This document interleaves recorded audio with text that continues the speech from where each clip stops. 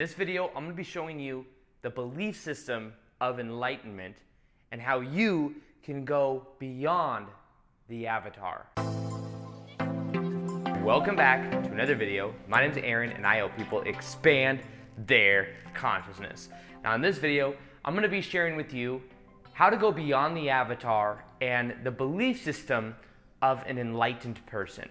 Now, our beliefs create our reality. And we get a reflection in our reality of what we believe to be true. So if we want to change our reality, we first go to the core of what we believe to be true, and then that changes reality itself. Now, I've known this I've practiced this way of thinking for a while. It's been something that Bashar, if you've ever heard of Bashar, he talks a lot about this. And it has to do with understanding our thought processes, our identity, and going inwards and finding out what we believe to be true about reality itself, because that is what goes beyond even the law of attraction. A lot of times people are like, oh, law of attraction, thoughts create reality. Well, even beyond that, what you believe to be true is what creates reality, because you could be thinking about a Ferrari all day long, but if you don't believe you deserve it, if you don't believe that you can attain it or achieve it or whatever it is, then you're not going to actually take the action to do so. You're not going to actually do the things that would be necessary to put you in vibrational resonance with that Lamborghini, Ferrari, whatever it is.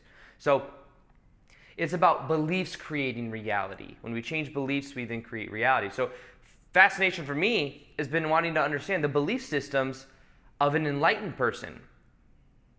Because there are these stories that I've shared a couple times before. One of them is a story from the book called Autobiography of a Yogi, it's a book written by Paramahansa Yogananda, where he talks about his firsthand accounts of meeting these enlightened gurus before in his process of enlightenment. And when he was going through these experiences, he'd come across a yogi that could do some really cool things. One of them could levitate.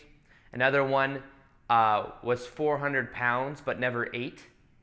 It was something that kind of boggled the mind. It's like, how is that even possible? Yeah, he would eat like every couple months, and yet he was 400 pounds. They could do things like implant ideas in some of their what do you call it? Not disciples, but some of their people's, their devotees' minds. One time, Sri Yukteswar, who is Yogananda's guru, told him to come to the train station mentally because he was going to be there at a certain time. And then when he was getting ready to be on his way, like the next day, he was going to go to pick up Sri Yukteswar. He said, never mind, change of plans. I'm not going to be there. And he said that mentally. And then Paramahansa Yogananda just knew and he didn't go. Or actually, I think they did go, even though he knew that he wasn't going to be there, because the guy that Paramahansa Yogananda was with insisted on it, even though he's like, just listen, I'm telling you the truth. He said this to me mentally. And that was the case. That was true. It's just the other one wasn't open to it. So he didn't receive that message. And Yukteswar was like, I sent the message to both of you, but you didn't get it because you weren't open to it. What else was something that happened? Making objects instantly appear in someone's hand. One of the gurus that are the enlightened people that Paramahansa Yogananda's mom went to told her to go home and meditate, and that there would be this locket that would appear inside of her hand that she would eventually give to Yogananda. And that's exactly what happened. One day she went home, and at nighttime she was meditating, and then she started to feel this silver appear in her hand, like this weight. She looked open, there was this locket. So why can things like this, these magical things that happen, things that would literally blast open your beliefs about reality itself, or the physics of how reality works, why can things like this happen? And what can we do to have the same abilities, right? What are the belief systems of those enlightened people? And this is something that I have been toying around with, wanting to know more of. So what I did about a month ago is I went to a Bashar conference. Bashar is someone I've listened to a lot of his content. Bashar is channeled by Daryl Anka. He's been around for over 30 years. He's been doing this, and the information is so solid, so quick. And basically what happens is he goes in front, he gets into his channeling state in front of like 100-something people, however many people are there. It is, then what happens is people put their name into a drawing, and if you get lucky, then you get to go up there and ask a question. and he'll do like a 15-minute dialogue. Then you go up, you ask questions, and he's so quick when you ask a question. The way it comes back, it's so cool. It's such a cool interaction. Now, it was kind of cool because when I went, it was Lior Alexandra, Victor Odo, Patty, his wife, and I. We all went to this Bashar conference, and it was cool because we put our names in, and Lior, Victor, and I all got to ask questions within the first half. So Lior goes up, asks her questions, and then a little bit later, Victor goes up, asks his questions, then I go up and ask my questions. Now, my questions were mainly that on enlightenment and the belief system of enlightenment. Because when I saw him about 2 years ago, I asked him that. What are the belief systems on enlightenment? So what I did is I expanded on this time. So this is what Bashar said. And this really does resonate with me. And he said, the first time I saw him, he said that beliefs, let me turn down this, I didn't realize that the audio was so loud, so I'm sorry if it sounds like I'm blasting out. Hopefully it's still usable. So what happened is I went up, and last time I saw him, what he said is I said, what are the belief systems of an enlightened person? And he said something I didn't even expect him to say. I thought he was going to say, they believe that this and this or this, or they believe this and this and this.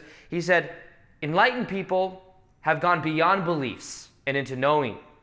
They have no belief systems. They don't need belief systems. They've gone into just straight knowing. So I thought that was very interesting. I was like, okay. And that I sat with for like 2 years. And he said a little bit more about it. I don't remember exactly what it was. But then I went to him this time and I said, so would they know, I just kind of like was talking out loud and he was kind of correcting me. I was saying, would they know then that because our reality is a dream, they have more flexibility within the dream to do what they want? Is it that they know reality is an illusion? He said, yes, they have gone beyond belief and into knowing that reality itself is an illusion. Because reality is an illusion, they have more ability to experience and do these things that we think to be magical.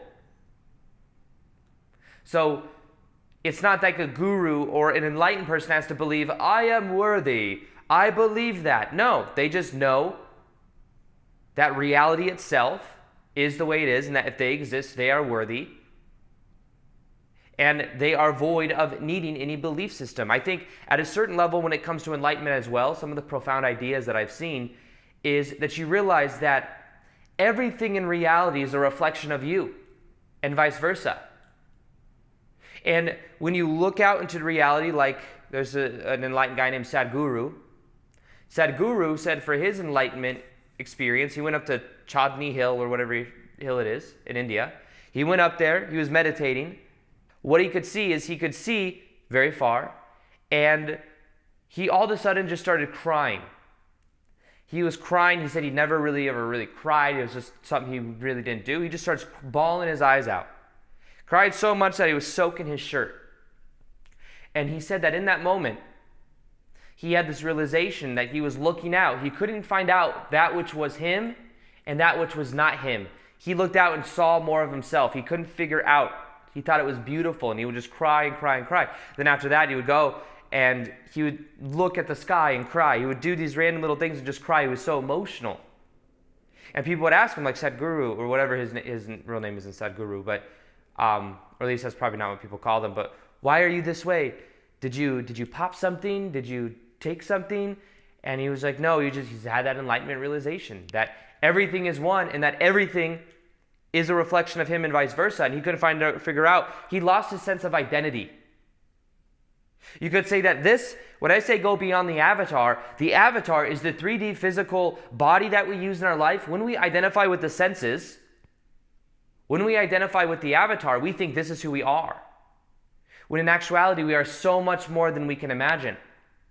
Now, what enlightenment is, I believe, is when you go beyond identity, you go beyond the 3D physical avatar, and you go into a larger scope of consciousness. You become reality itself. You become the whole larger consciousness system, and that's when the divine can just flow through you. We are all divine beings, but we identify so much with our avatars that we don't have the ability to tap into that divine center that we have. That's why the more you focus on knowing that you are this divine being, you allow this energy to flow through you. So belief systems of enlightenment is that there are no belief systems. There is only a knowing that you are divine, a knowing that you are source energy, that you are void of any type of beliefs. You do not need to impose beliefs onto the present moment. I remember Sadhguru also talking about enlightenment and saying, most people, they go into a situation, they carry the past with them. They carry the past thoughts about things that have happened. When they're talking to someone, they're thinking of the past experiences they had with the person subconsciously. Now, the key to enlightenment is treating every situation as if it was the first time you were experiencing it. So in a way, it's like treating every situation with this curious, childlike mentality. And because of that, you can create miracles in that because it's in such a new energy. You see, when we know what to expect, we're going to do the autopilot things. We're going to think the same thoughts, feel the same emotions, do the same things. And because of that, we're going to get the same results. When you do something you've never done before, and you treat it as if it's this new moment, you then create this opportunity for amazing things to happen. So the key to this process is going beyond belief and into being. It's shifting our own consciousness. And when we shift our own consciousness, we go beyond the avatar, then we can allow this source energy to flow through us, and it changes everything. You can then allow the universe to do things for you because you are the universe. If you want to ever make a shift on the outside, you first off realize there is no outside. It's not a belief.